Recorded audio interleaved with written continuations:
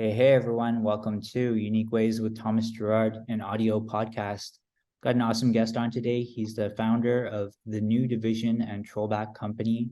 He's the main architect behind the communication language for the United Nations 17 global goals, an ambitious and inspiring agenda for a better new world in 2030.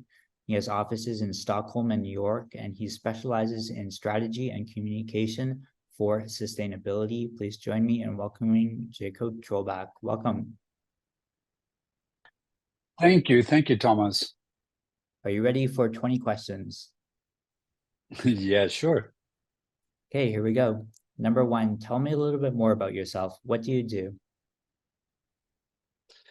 Well, I work with communication for sustainability. My biggest interests in life is, well, my first interest, I guess, was music, and the second one was technology. So I've been a DJ. I've had a record store. I started to design things and started to figure out how you could communicate things. Since I was working with a lot of tech, a lot of techie stuff. I was sitting as a teenager in my room and soldering together components and building synthesizers and stuff like that. There was a lot of people who didn't understand what I was doing. So for me, it's always been about getting other people onto the journey. So somewhere I think I got fairly good at explaining complex things. So music, technology, complexity is just things that fascinates me, and what we can do with the things, how we can explore and evolve our minds in different ways, and be as amazing as we can. Great. Okay, awesome. Just to know for our audience, Jakob and I don't know each other until now, but he came through my LinkedIn feed and I looked at his profile and I was like, we've got to have him on the show. So number two, what's a key piece of knowledge that makes you different? Well, I think when you work with communicating complexity for a long time, you realize a lot of things about it. And I think the first thing is that people are often uncomfortable with complexity. I remember when I started my Stockholm company, the new division, which is working with sustainability and communication around that and trying to sort of make it easier to understand. I was saying that complexity is good but hard to understand. And I had some pushback from people who were like, yeah, I don't know if complexity is good. Why can't things be simple? And I think if you look at the history of us, the history of the planet, you realize that there's been 3.5 billion years of evolution towards higher complexity. So that's not a thing that we can just like or not like. That's what it is. We started as bacteria and single cell beings that just then evolved over billions of years into what we are now. And I think we should respect that and make the best of it. And that means that you have to understand all the benefits of complexity. Obviously, you and I are now talking you're on the West Coast in America, and I am in Stockholm, and we can just, open a computer and connect and have a conversation. That's the result of complexity. So I think complexity is a superpower. It's what we create. We are the result of complexity. and we need to understand it and make the best of it. So that's sort of the field that I'm working within for us to just understand it and grow within this area. That's great. You said everything I wanted to say. Okay, number 3, why this of all things? Why do you do what you do? I think that nobody wants to be alone in this world. I know nobody wants to be alone.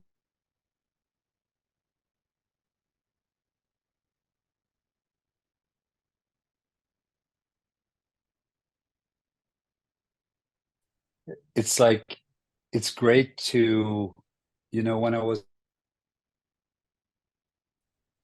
I mean, hundreds and hundreds of concerts, and it's always great, so much greater when you're going with someone else. We want to experience things together, and the more complex things that you can have a conversation about, the more inspiring it becomes for your mind. So I think that, just making complexity pleasurable, like for us to not look at complexity and think that, well, that's a bummer, it's so complex, it's so complex, but just look at it and enjoy the beauty of it, enjoy how different forces interact, and so I think that's a key thing for me, to just communicate these things and bring people with me, to say that we can have a conversation about this, we can learn from each other, we can grow each other, we can feed off each other's ideas, which is ultimately what creativity is all about. It's just to take something that someone else came up with or created and bring it further. So that's a big passion of me. Great. Okay. So some people struggle with number 4, but the question is, what does your future look like? Yeah. I don't know. I think I have to believe that it's filled with love, because otherwise, what's the meaning of it? And that it's full of compassion and exchange of friendship and appreciation and humility. Obviously, my future is tightly connected with the future of all of us. So I hope that we can some way sort of reset a lot of the destructive things that are happening today, and be true to the gift that we have in humanity, and start to work together and solve the problems that we have ourselves caused. So my future isn't disconnected from anybody else's future, but obviously I love to work with creativity to create new things. I love to have dinner with my friends and enjoy the friendship that we can find. Love it. Number 5, we say, is unique to this podcast. And the question is, let's talk about location. How does the notion of place play into what you do? Yeah. I started my design agency in New York 25 years ago. That's Trollbäck and Company, and we've had a very successful run. I'm now in Stockholm because when we started to work with sustainability after having created the the wordings and design for the UN sustainability goals. I wanted to keep working with sustainability. It was more challenging and more rewarding for me than to just be the best at selling products. And that I felt was something that I couldn't really do from America. We had, you know, Donald Trump had become the president, and nobody in America seemed to care much about, you know, elegant solutions, new thinking, about new business ideas. And I found that when I look back at my home country, there was such a bigger opening for new thinking and new ways to create businesses and business models. So I don't know if I could have done what I'm doing in America when I started the new division 7 years ago. So I think that's a key part of it. And that's obviously very closely related to the culture of the society. And there's advantages with, there's a reason why I lived in New York for 25 years, because I just love the energy there. But it's also an energy that is not very reflective. It's not about sitting down and saying, what can we do together? How can we solve these problems together? It's very much about advancing your own cause or your own agenda, which is it's an incredible driving force, but we need to find a balance with that. And I don't think I could have done that if I hadn't come back to Stockholm, Sweden. Fabulous. The next question is, if you had to start from the beginning, what advice would you give your former younger self? Well, I think it's a combination of trusting in yourself and believing that you have something unique to offer. Because, you know, as in the previous question, I was sort of touching on the differences between Sweden and America. And, you know, in Sweden, we're well, anyway, I was brought up, I think times have changed a little bit, but I was brought up with that you're just part of the whole thing. You're not better than anybody else. You're just you're just one of many. And that's something that has some wisdom to it, because humanity is a collective experience.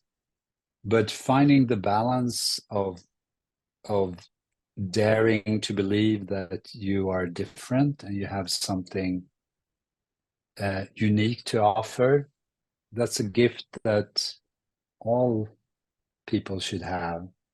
And I think that I was maybe, when I was younger, I was sort of a little bit afraid of sticking out, and also questioning if what I did was, you know, I thought I did great things, but then I was like, well, there's a lot of great people and in the world, and there clearly is.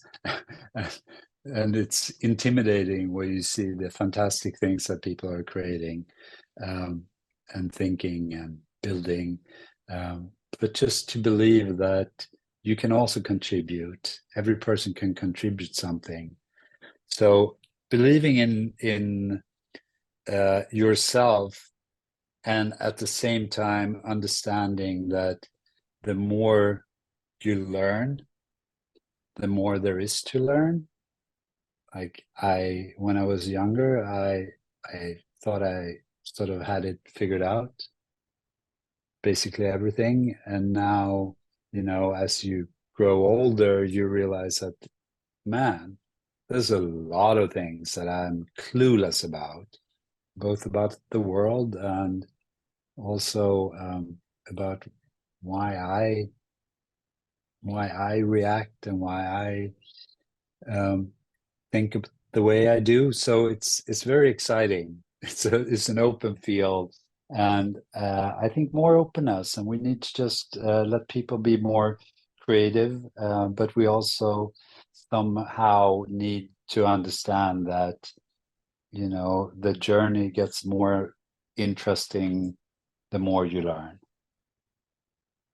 I love that. Number 7 is, what's a day in your life like?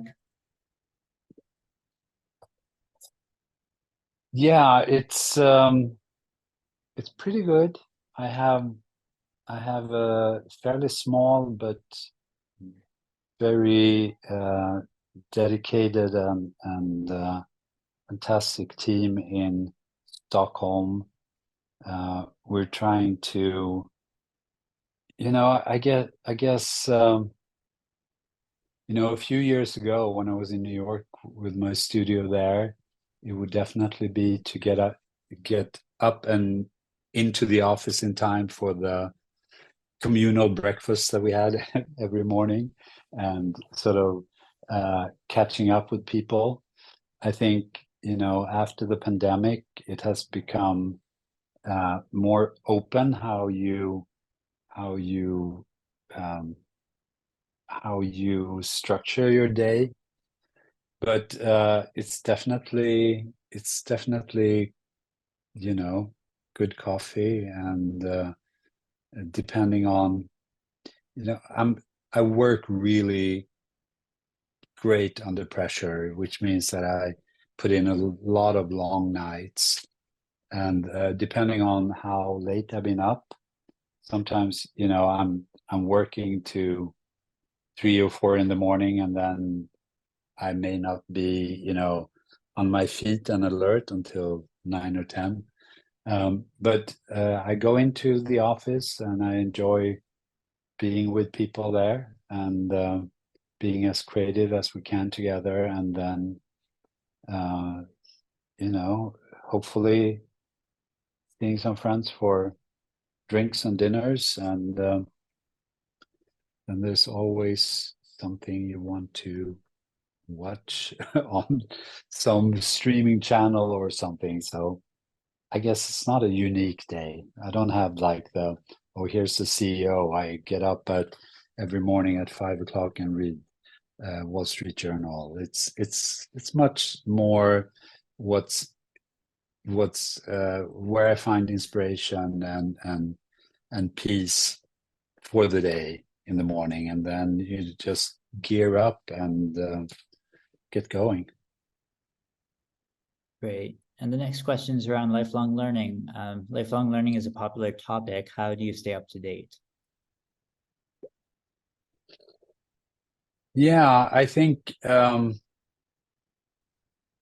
most important thing is to have openness and a learning mindset. And I think that's hard for 2 reasons. And one reason is that we grow up and believe that the sort of the price is to know everything. And I think this is especially true for men, boys and men, that we're sort of, yeah, you should know how things are. And, you know, before Google Maps, all men was just driving around like aimlessly, because you're not supposed to ask for directions if you're a guy. And there was always a woman who was like, can we just stop and ask for directions? And you're like, no, I'm going to find it. So there's like a boneheaded thing about believing that you should know how things work. And what you have to realize is that if you say that you know how things work, that means that you've also closed the door to learning anything new. That's why I love science, because the whole pretext for science is that we don't know. We want to explore and discover how things work. And I think that that's why we have quantum mechanics, and that's why we have iPhones or Zoom calls or whatever. It's just because people constantly wanted to learn more. And we just need to be more open and realize that the way that we behave and the way that we act in situations, in work situations and in situations with friends and loved ones, that's not, I don't think that the Dalai Lama is a perfect person. I don't think he does either, but we're not at a level of that we can say that we understand stuff and understand life and understand our purpose. And until we're there, why not explore it? Why not try something different? Why don't you try to talk to the people who have completely different opinions and see if you can learn something from it? Great, and almost halfway here. Number 9 is around tools. What tools do you use? Are you both digital and analog? Yeah, I mean, I am so digital. My whole career, I told you briefly, I think, that I started out as a DJ, and for the club that I had in Stockholm, we had to make flyers, invitations for the parties we had, and I started designing on a Mac, and I had no formal design education. I just I can talk to technology. I understand technology. And I understood a computer like the second I got one in my hand. And so I have no idea what I would be doing with my life if it wasn't for computers. And I know that sounds very obvious if you're maybe 20, 30 or 40 years old. But it was, the reason I moved to New York was basically because no one wanted to give me a job because I didn't have an education and I worked on a computer, and people didn't do that in design or advertising in the late 80s, early 90s. So the computer has always been, something that I've loved, and it's always been Apple, it's always been Macintosh, because they always found a way to make technology elegant and humanistic.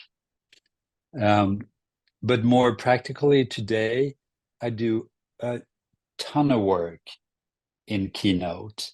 It used to be Illustrator and Photoshop because I was working as a designer. But now I think it's more about putting together the right party, putting together a good evening, putting together a good gig. And you do that in like an assembly software. So for me, Keynote is hugely important. I do a lot of writing in Keynote. I find that whenever I come up with thoughts, I don't know if they're good or not until I have sort of put them on a nice slide in a nice typeface, and then I can say that that's great or that's shit, that's nothing. So for me, the sort of visual connection to the words and the writings that are basically most of what I'm doing today is very important. And then, of course, there's, I don't know, I don't think you can talk about tools today without, to some extent, talking about AI. Obviously, I said before, I love complexity, I love technology. So there's a lot of concerns that we can have about AI. I think the foremost concern is that if AI becomes so incredibly good, not only will it take our jobs, but our own journeys. You know, if you can take, I'm sorry, I'm making this into a longer thing now, but here it goes. If you, you know, if you're a musician, you start by you know, trying to figure out how a guitar or a piano or whatever works, and you have, it's a journey, and maybe you put together a band and you play at the high school, whatever, some event, and it's always an achievement, the journey. We get gratification from learning to do things. I think one of the dangers of AI is just like, well, if you can just tell a perfect, you know, neural network to say, write a new song, and then you say, make it a little happier, and then, you know, add more drums, and I want to have a more, you know, Latin beat or whatever you want to do, then you've just guided something. You haven't really grown from the journey. So that's the danger side of AI. And then, of course, a lot of, you know, if we're going to have AI waging wars, that's a completely different thing. But I think that still I use AI because I get a lot of feedback if I'm writing something.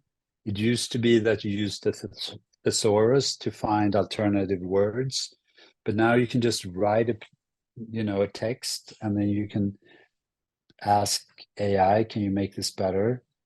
And it's not necessarily that it will. It depends on what your personal level is. For me, it totally doesn't make it better as a whole, but there's going to be formulations and way to approach the situation that is just like, oh my God, I didn't think about it. I could just frame it that way. So it's more, for me, it's more like a very smart thesaurus for ideas, how you can communicate them. So that's also one of my tools. Great. And we're at halfway here, number 10. How do you deal with work-life balance? I kind of don't.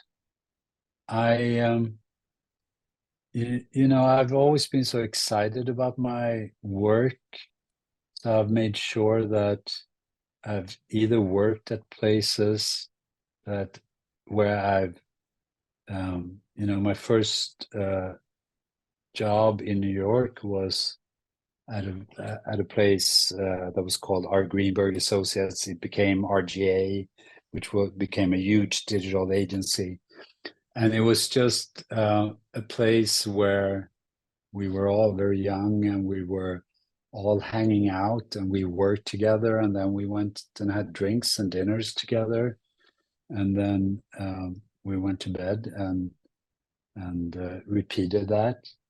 And then when I started to build my own companies, it was very important for me that it was a vibe, like a feeling of people that you wanted to hang with. So a lot of times it was not really about, okay, I'm working at this place, and then I'm leaving this place, and then I have a completely different set of people that I'm hanging with outside. That, of course, you know, there was a change when I you know, when I married and I got kids, and that got a lot of focus. But I basically work all the time. It's not like I don't take time off to spend with my friends and relax from it, but I can be out with friends at a bar, and then I come home and I have an idea and I jump into I turn on my computer and start working with it. So for me, it's just a constant thing, and it's I do both. I'm out at a dinner or a concert or a performance or a movie, and then I get inspired, and when I come home, I need to put that into some kind of context that may or may not be valuable for the projects that I'm working at. Nice. And 11, if you weren't doing what you do now, what would you be doing? I would be a music producer. I would make, really, really great produce hit songs. I think, and I don't know if I can say this without sounding like I'm full of myself, but I'm pretty good at knowing when something is good. I think that's like, if I would say that I have some kind of a gift, it would be to look at things in many different areas and knowing when it's good. And then the areas that I love, music and design mostly, I have a certain amount of insight on what you can do to make it better. So I would totally just be producing wonderful musicians and helping them to create fantastic recordings. What would you not like to do with your career? Oh, well, I think in whatever it was it 2000? When did Obama become president? Was it 2008? I'm Canadian, I'm not sure. Yeah. Anyway, oh yeah, you're on the West Coast like I said, West Coast America. I'm sorry. When Obama was running for president, we made these buttons. We got all the designers in the studio working on making really cool buttons that said a lot of things, a lot of messaging and things, promoting the Obama's campaign. It was, yes, we can, and then it was a lot of messaging and stuff. So we made 4 sets of 4 buttons, and we send it out to all our clients. And I get a phone call from some creative magazine and said, "Whoa, you're sending these out to all of your customers. What if some of your customers are not Democrats? What if you're gonna, piss off some people with this?" And I said that, well, if there's not enough nice people for us to work with, then I'd rather just close the business. And, to me, just to clarify, to me, nice doesn't mean being a Democrat or a Republican. I'm uninterested in labels. I'm just interested in solutions. And if someone says that, okay, our main goal is to lower taxes, then I'm just going to look at the system and say that, well, that means that we're not going to have any kind of safety net. We're not going to help each other. We're not going to have healthcare. We're not going to have, funding for education, which means that society is just going to crash and civilization is going to go under. So this is just an equation that doesn't work. You need to rethink. Anyway, to go back to your question of what I would not do, I would never work with someone or for something that I didn't believe was in some way bettering the world. And, I think that that's a question where we all have to make up what we think the world needs. If someone think that the world needs a better soft drink, I'll say go for it. If you think that's going to make the world better, that's fine. For me, I would never do something that I felt was, detrimental to the journey of increased complexity that we're on.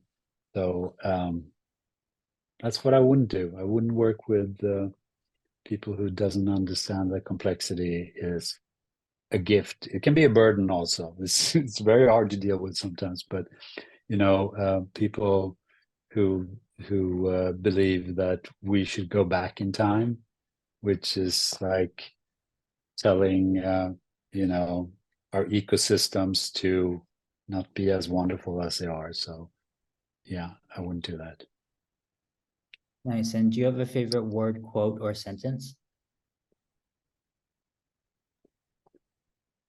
Well, the first one, God, all of a sudden I realized, I don't know if you're asking for someone else's or mine, but like a motto that we've been running by in New York since like the early days was to discard everything that means nothing.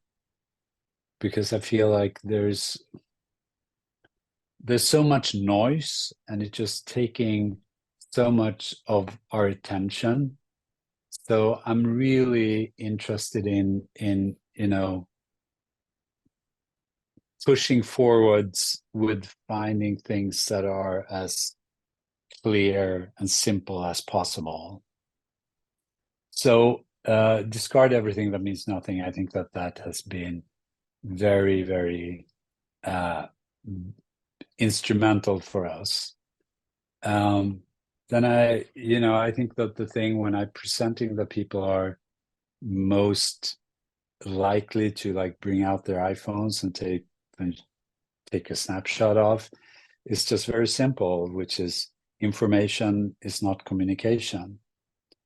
And I think that that's at the core of everything that we're doing, because we're just flooded with information, but no one is really paying attention to how people receive it. And it's like with all stories, they're made by the listeners, and you have to have that aspect of it. So I think the most essential quote in my work is probably that information is not communication, because it's at the ground of how we connect with people and have a dialogue. Great. And not everyone has this, but do you have a least favorite word, quote, or sentence? Oh, totally. I've always hated one thing, and that is when people say everything happens for a reason. And it's like, and it goes back to some kind of defense of the fact that, I mean, a few thousand years ago, we had no idea. I mean, no one knew what the Higgs boson was, or quantum mechanics, or the general theory of relativity. And so if there was thunder, people thought that, oh, that must be someone is mad and someone is angry, and then someone did something good and it worked. And they said, someone started to be nice to someone else, and they realized that they could work together. And someone said, oh, the gods wants you to be nice to each other, which is just like the belief that there's something else that than ourselves that are setting our destiny is just so upsetting to me. And I've heard people who've been through horrific losses, like, and there's some idiot that says, well, everything happens for a reason. No, everything does not happen for a reason. It's not like there's not a plan for things, and just to go on for a minute longer, you can turn that quote and say, there's a reason that everything happens. And then you're like, oh, now I understand. Everything happens because there's a reason for it. And then you start to think, what is the reason for that? What is gravity? What is, what happens when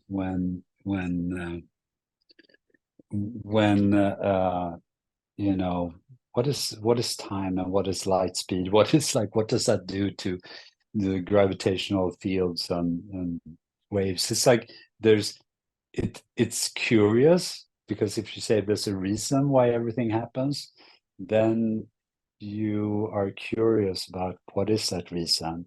So that once again is the root of exploring and learning and finding stuff out. But everything happens for a reason. That should just die.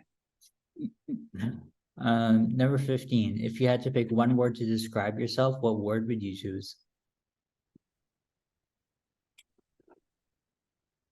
Oh, I think I'm generous. That's yeah, I'm generous. And that doesn't mean that I'm a good human being. I don't want to like make some, oh, I'm so wonderful, but I am generous. I don't hold on to things. I want to share. I want to share, my music, my knowledge, my whatever I have. I want to share a meal. I want to help people in every way. Then, I'm just like everyone else. I'm a troubled human being who are driven sometimes by insecurities and all that stuff. But even people who are not, loving me in every aspect says that, well, he's generous. So I'll go for that. And what keeps you up at night?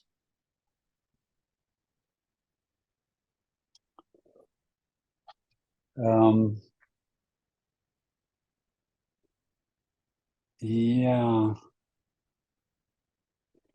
I would say work because I tend to work late, and sometimes I don't put down my phone. That keeps me up at night. I understand what the question is. I think I go. You know, I'm. I think about my kids. Like, if they're good, I know they're going through hardships and stuff. I know that if it was hard to be, a teenager or your early 20s, you know, um, 30, 40 years ago, it's even harder now. I'm wondering where it's going to end. But mostly, I think what's keeping me up seriously is that my mind is just racing all the time. Like, it's very hard for me to not think about things.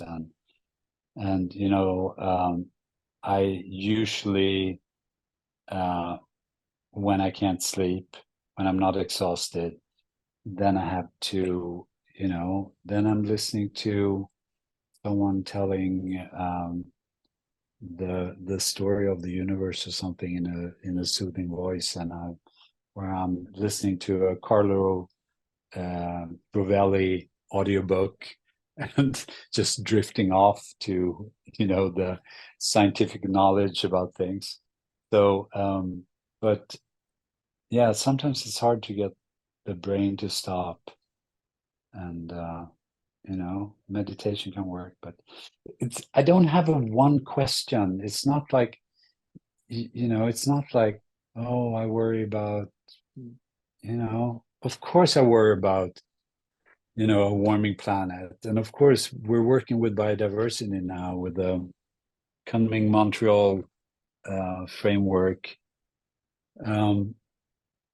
And of course, you can look at the world and see that basically everything is that used to go in the right direction is going in the wrong direction. You know, you have populisms, you have fascisms rising. Like, I'm not going to mention the ex-president in this podcast, but that's this real and severe threat to civilization. But I believe in hope. I believe that hope is the only thing that makes anything happen. I believe that hope is what drives, a piece of grass to grow through that pavement or whatever. I believe that's what makes us go up in the morning. So if I lose my hope, if I lose my energy, my life is over. So I don't have dark thoughts at night. I just have a lot of thoughts. Okay, and final stretch here. What's a dream you're chasing?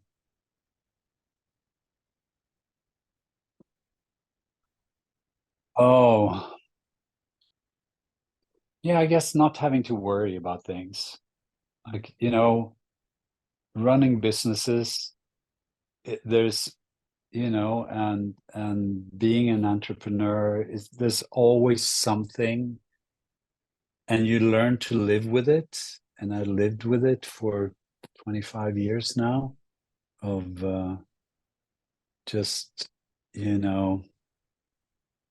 what happens if we don't get that job. And it's also because you understand, of course, I'm an optimist, and sometimes to a fault, but that is like my optimism is what's sort of pushing down the ground of just concerns with winning jobs and finding the right people and not losing the right people, and all the things that's happening and the minutia of running a business.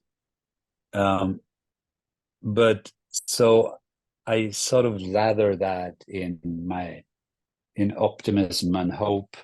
But it would be sure nice if that could all go away.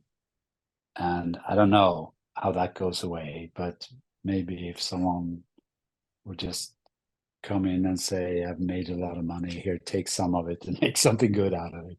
I don't know. There's always finances in all these equations in some way.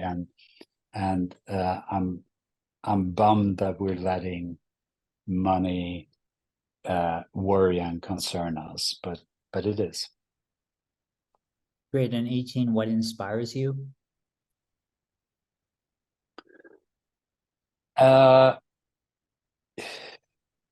Innovation. I mean, music more than anything. I have very rare periods where I haven't listened to music in a day or two, and that's when I know I'm depressed.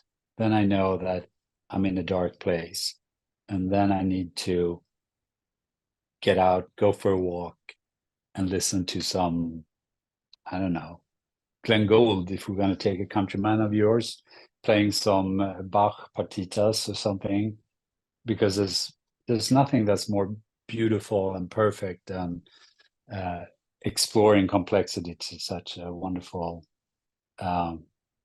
way. But yeah, there's a lot of inspiration. I'll tell you, like this one example that I'm using all the time. Like when BitTorrent came, I was flying high for months because someone had just figured out that you can get a file faster if you share it at the same time.